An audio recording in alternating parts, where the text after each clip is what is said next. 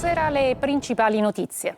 I due volti di Palermo alla Calza, una turista svizzera rischia di essere violentata e viene salvata da una coppia di uno street food. Dall'altra parte decine di persone contro la polizia per difendere due ladri che avevano rubato una moto. Ad Augusta focolai ancora accesi dopo 8 giorni dal rogo dello stabilimento Ecomac, revocate le ordinanze di stare al chiuso. Sul rischio diossina l'esperto dice rischi limitati per un'esposizione di pochi giorni. Pena ridotta alla vivandiera e all'amante dei Matteo Massina Denaro. La Corte d'Appello di Palermo riduce le condanne ai coniugi Bonafede e Lancieri, fiancheggiatori del boss. La storia di Timida, la cagnolina uccisa a Siracusa, fa il giro del web e indigna l'appello della deputata Brambilla. C'è chi invece i cani li porta negli ospedali per dare emozioni e tenerezze ai pazienti, come succede ad Agrigento. I consigli per un bon ton da tenere in spiaggia. Intanto l'AFA, che ha dato tregua in questi giorni, tornerà già da lunedì. Calcio, da domani Palermo in ritiro in Valle d'Aosta, la società stringe per portare in rosanero Palumbo. Catania, vigilia di partenza per Norcia per il gruppo di Toscano, ufficiale l'ingaggio di Casasola, mentre Anastasio ha risolto il contratto e firmato per la Salernitana.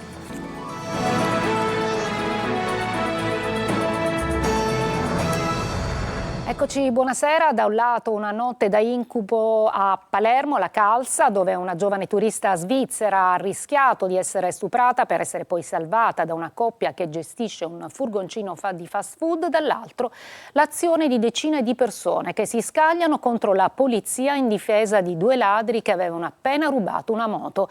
E dunque sentiamo Marco Gullà. Avevano appena rubato una moto, poi l'inseguimento in centro, lo schianto frontale con la polizia e la folla che scende in strada per aiutare due ragazzi a scappare. È quanto successo tra Piazza San Domenico e via Giovanni Meli a Palermo, dove gli agenti, dopo l'incidente, sono riusciti a bloccare e arrestare due ragazzi poco più che ventenni che adesso dovranno rispondere dei reati di ricettazione e resistenza a pubblico ufficiale. Nel corso dell'inseguimento, due dei ricercati sono riusciti a scappare, due invece gli agenti feriti. Quel che emerge è ancora una volta uno spaccato desolante, con decine di persone schierate a favore di chi ruba e contro gli agenti di polizia. Notte da incubo invece alla Calza per una giovane turista svizzera. Un uomo nordafricano l'avrebbe seguita e una volta arrivati all'altezza di Porta dei Greci l'avrebbe afferrata per un braccio e trascinata in un angolo buio con l'intento di stuprarla. La ragazza è riuscita a scappare e a rifugiarsi in questo chioschetto allestito per il festino di Santa Rosalia. I proprietari sono riusciti a mettere in salvo la ragazza ed accompagnarla nell'albergo dove alloggiava. Momenti di tensione anche in periferia, dove un uomo di 68 anni ha danneggiato con una mazza decine di auto parcheggiate, poi si è barricato in casa, ma per fortuna è stato bloccato prima che potesse fare gesti inconsulti. È stato denunciato. Restiamo a Palermo, vicino Porta dei Greci. La polizia ha fermato un ghanese per atti osceni in luogo pubblico. L'intervento degli agenti è stato sollecitato da una minorenne visibilmente scossa. L'uomo, già stato segnalato in precedenza per episodi analoghi, è stato già espulso dall'Italia. Andiamo al caso dell'incendio. Superate le fasi critiche, resta ancora tanta la paura nel comprensorio interessato dal rogo divampato l'impianto di smaltimento rifiuti di Augusta. Ecomac per l'esperto, i rischi sono limitati per la popolazione, l'esposizione alla diossina è durata infatti pochi giorni. Lorena Dolci. A distanza di 8 giorni dal rogo che ha mandato in fumo tonnellate di plastica, non sono ancora spenti i focolai all'Ecomac, l'azienda per lo smaltimento di rifiuti di Augusta. I vigili del fuoco sono sul posto, la colonna di fumo non c'è più, ma resta la paura per quelle esalazioni che per giorni hanno offuscato l'aria. Il verdetto dell'ARPA è stato chiaro: superati i limiti di diossine e altre sostanze contaminanti, anche se poi i venti hanno favorito la dispersione. I sindaci del comprensorio, che va da Siracusa a Melilli, da Priola a Floridia, hanno ritirato le ordinanze di stare al chiuso, ordinanze che peraltro in pochi avevano rispettato in piena estate. L'esposizione temporanea della popolazione per un paio di giorni, se fosse stata effettivamente molto importante, avrebbe dato già degli effetti a livello della cute, del fegato, del metabolismo del glucosio. Resta la raccomandazione di lavare bene gli ortaggi prima di consumarli, mentre sono in corso campionamenti sulle coltivazioni della zona. E adesso sarà da vedere quello che dall'atmosfera riesce a ricadere sul suolo e ad essere assorbito da vegetali e animali e che possa permanere eventualmente sulle acque.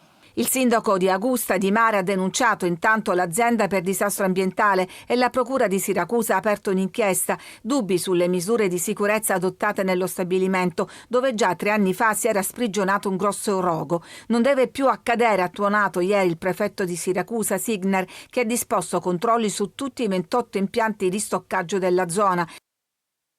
Pena ridotta al vivandiere e all'amante di Matteo Messina Denaro. La Corte d'Appello di Palermo ha ridotto infatti la condanna ai coniugi Bonafede Lancieri, fiancheggiatori del boss. Sentiamo Laura Spanò.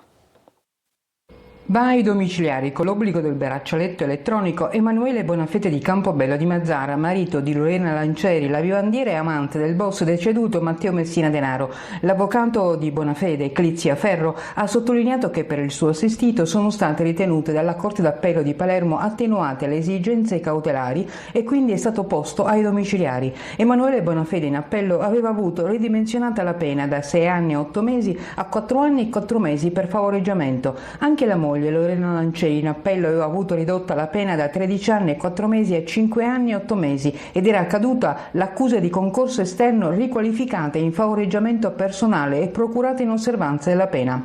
Emanuele Bonafede e la moglie erano stati arrestati il 16 marzo del 2023, 3 mesi dopo la cattura del boss a Palermo. Emanuele Bonafede è cugino di Laura Bonafede e del geometra Andrea Bonafede che diede l'identità al boss e poi è fratello dell'ex operaio Andrea Bonafede, in atto sotto processo in Corte d'Appello a Palermo.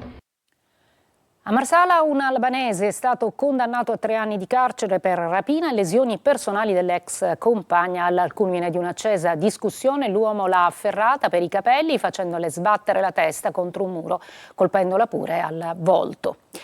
Si riapre il caso del duplice omicidio degli imprenditori Rovetta e Vecchio dell'ex Acciaierie Megara uccisi dalla mafia nel 1990 perché rifiutarono di pagare il pizzo. Alla fine però l'azienda pagò 1 miliardo e per la Procura Generale di Catania un ruolo da negoziatore l'avrebbe avuto l'imprenditore messinese Vinciullo. Sentiamo Francesco Triolo. 1 miliardo di vecchie lire è la somma che sarebbe stata corrisposta dalle ex Acciaierie Megara a Cosa Nostra dopo la morte degli imprenditori Alessandro Rovetta e Francesco Vecchio, rispettivamente di 33 e 52 anni, uccisi il 31 ottobre del 1990 nel sito delle Acciaierie Megara di Catania dalla mafia per il rifiuto di cedere alle richieste di pizzo. Un vecchio caso sul quale la Procura Generale di Catania dallo scorso 9 gennaio è tornata ad indagare dopo diverse archiviazioni. Secondo la ricostruzione della Procura, dopo quell'episodio, Amato Stabiumi ed Ettore Lonati di Alfa Acciai, società bresciana che dopo la morte di Rovetta deteneva le quote di maggioranza della Megara, hanno deciso di corrispondere a Cosa Nostra 1 miliardo di lire provenienti da provviste in nero appositamente create nella gestione della società. Un pagamento per cui avrebbe avuto un ruolo da mediatore Vincenzo Vinciullo, imprenditore 81enne, che è indagato e che in passato aveva svolto il ruolo di agente di commercio della Megara, oggi Acciaierie Sicilia. Secondo l'accusa, l'attività estorsiva è poi andata avanti per anni. Il nome di Vinciullo è contenuto nell'informativa Grande Oriente, una vasta indagine prima della DIA, poi del Rosso, sulla famiglia di Cosa Nostra di Caltanissetta, basata sulle dichiarazioni dell'infiltrato Luigi Lardo, ucciso dalla mafia a Catania, e nella corrispondenza su pizzini che il capomafia Bernardo Provenzano riceveva ed inviava tramite Simone Castello. Torniamo ad occuparci della vicenda della cagnolina timida legata sui binari della ferrovia Siracusa, inorridisce l'intero paese. La foto del suo musetto buono fa il giro dei social e interviene la deputata Brambilla. Sentiamo Francesco Loi. È su questi binari che Timida è stata legata viva per poi essere uccisa da un treno in corsa. La storia della cagnolina timida continua a indignare tutta Italia, un'efferatezza che fa rabbrividire. Annuncio sin d'ora la costituzione di parte civile della nostra Lega Italiana per la difesa degli animali e dell'ambiente. Timida, almeno questo ti dobbiamo. Per un caso come Timida parliamo di 4 anni di carcere e 60.000 euro di multa.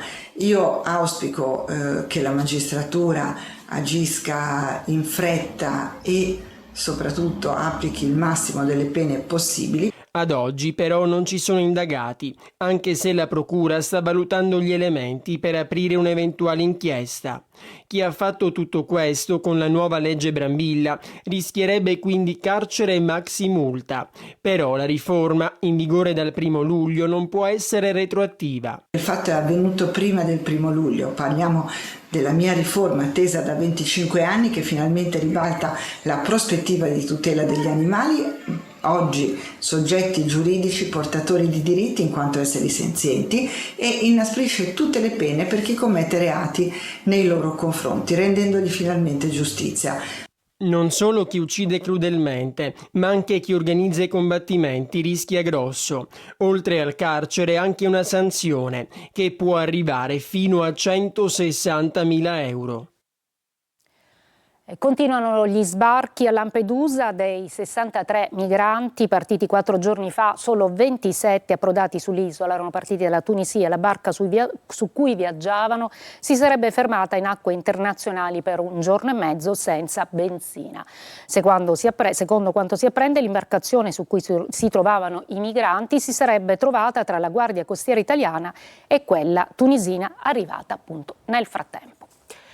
A Catania vengono ospitati gli Stati Generali delle Politiche Giovanili con il ministro Andrea Abodi, che annuncia a breve una legge unica per il settore. Luca Ciliberti. Stiamo per varare la settimana prossima, forse quella successiva, il primo disegno di legge sui giovani, che sarà una specie di testo unico. È la prima volta nella storia della Repubblica. Questo non risolve il problema, ma è una testimonianza di volontà di semplificare e di mettere a disposizione gli strumenti di varia natura. Gli eventi come questo chiaramente sono finalizzati a coinvolgere sempre di più i giovani e fare in modo che anche loro possano dire la propria.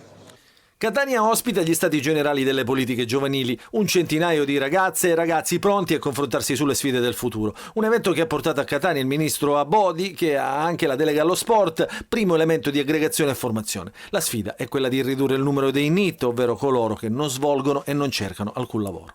Quelli che vengono chiamati freddamente i NEET sono molto di più di un acronimo, sono vita che deve riprendere con una sua normalità. Catania e Palermo sono state inserite dal governo Meloni nel decreto Caivano, che punta a risanare le periferie di San Cristoforo e Borgonuovo con opere e progetti di inclusione sociale. Il decreto Caivano e politiche giovanili dialogano nella misura in cui gran parte dei progetti, direi tutti i progetti a Caivano e nelle altre 8 centralità, sono dedicati principalmente ai giovani, a offrire opportunità molto spesso di carattere sportivo. Qui a Catania voi sapete che c'è un progetto che riguarda San Cristoforo, dove lo sport è meno presente, ma comunque il messaggio è dedicato quasi esclusivamente ai giovani. Il coinvolgimento delle nuove generazioni in questo senso diventa fondamentale per la crescita del Paese. E a Palermo il Partito Democratico si incontra per promuovere la pace nel Mediterraneo. Tra gli ospiti Gianni Cooperlo, una presenza che rafforza la nuova leadership regionale del segretario Barbagallo. Ancora Luca Ciliberti.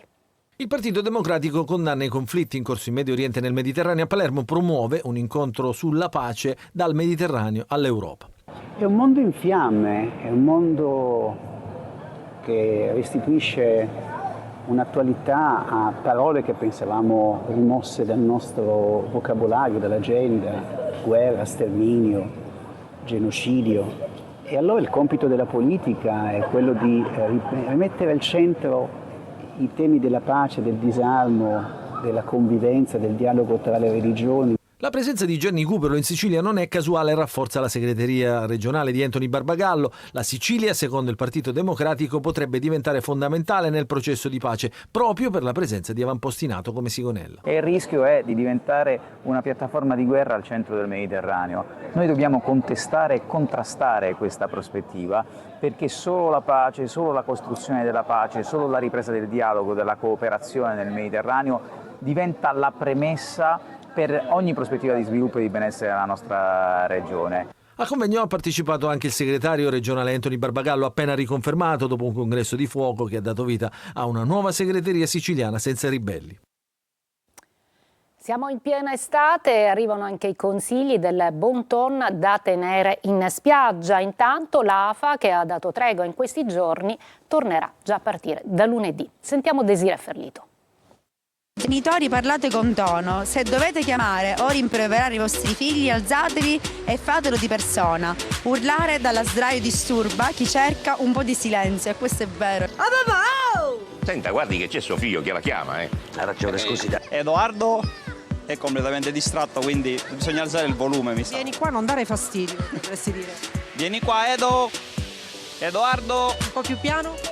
Edoardo, non dare fastidio, vieni qua. Evitate telefonate a voce alta e note vocali a tutto volume. Sarebbe un discorso sano, soltanto che non viene ascoltato. Fotografare e riprendere altri bagnanti, anche accidentalmente senza il loro consenso. Senza violare la privacy degli altri. Anche perché non si sa gli altri se sono, liberi in giro o meno. Niente tuffi rumorosi o schizzi improvvisi, si gode di un bagno tranquillo e non deve essere disturbato. Per me è un po' discutibile. Siamo al mare, dai, al mare se non fai schizzi. Motta do 4 pizze e si ne esci da quell'acqua, hai fracicato tutti, hai fracicato. Nel decalogo del Codacons anche il rispetto degli spazi altrui. Troppo spesso vengono invasi i limiti con borse, sdraio e giocattoli, ostruendo il passaggio verso il mare. Le docce servono a rinfrescarsi, evitare l'uso di saponi e shampoo che inquinano. Sport e giochi solo negli spazi consentiti, cani sì, ma nel rispetto degli altri. E per finire la buona educazione nei confronti dei venditori ambulanti. Se non siete interessati è sufficiente un cordiale no, grazie. Non sono necessarie discussioni né trattative infinite sotto il sole.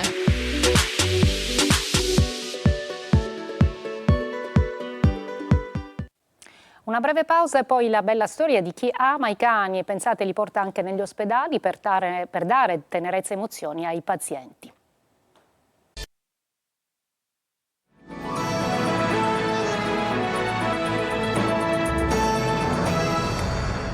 Chi ama i cani li apprezza e addirittura li porta in ospedale per dare sollievo ai pazienti. Accade nell'ospedale di Agrigento. Davide Sardo. Coccole e sorrisi tra le corsie dell'ospedale San Giovanni di Dio di Agrigento, dove Ariel e Margot, due golden retriever dell'associazione Pet Rainbow, sono entrate nel reparto di radioterapia per regalare un momento di leggerezza ai pazienti. Emozioni, giochi e tenerezza in un contesto difficile dove anche un semplice gesto può fare la differenza. L'iniziativa rientra nel progetto di Pet Therapy già attivo nella struttura e punta a umanizzare le cure attraverso il contatto con gli animali. Serve proprio ad aumentare la fiducia nei trattamenti e anche a determinare una maggiore empatia che attraverso l'animale poter aumentare anche l'empatia col personale sanitario e quindi abbattere un po' quelle barriere che ci sono a volte tra il paziente e operatore sanitario e per aumentare anche quelle che sono le capacità del paziente di affidarsi con fiducia a questo percorso. Tra i momenti più toccanti il suono della campana della vittoria da parte di Aldo, paziente in fase conclusiva del trattamento, accompagnato dai due cani e dagli applausi del personale. Un'esperienza che unisce scienza, empatia e amore. Geppi Cucciari si racconta Modica, protagonista di uno degli appuntamenti della rassegna culturale Scenari 2025. Veronica Barbarino.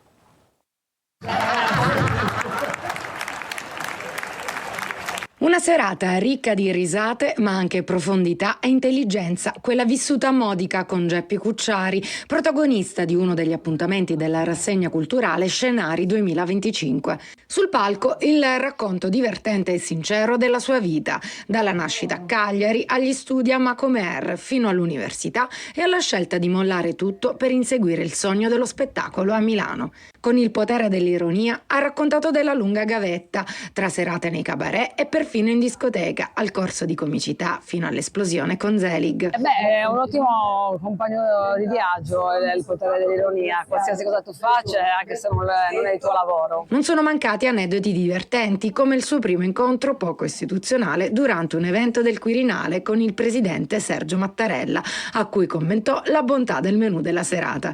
Ma anche spazio alle riflessioni più profonde sull'odio online e l'importanza di rispondere agli haters con fermezza. Questa gente è a piedi libero nella società. Sì, questa gente vota, lavora, avrà degli amici, delle mogli anche. Oggi Geppi Cucciari è tra le voci più autorevoli e amate nel panorama televisivo e radiofonico italiano e alla domanda sui progetti per il futuro risponde chiaro. Sopravvivere. Una breve pausa allo sport con il calciomercato per Palermo e Catania.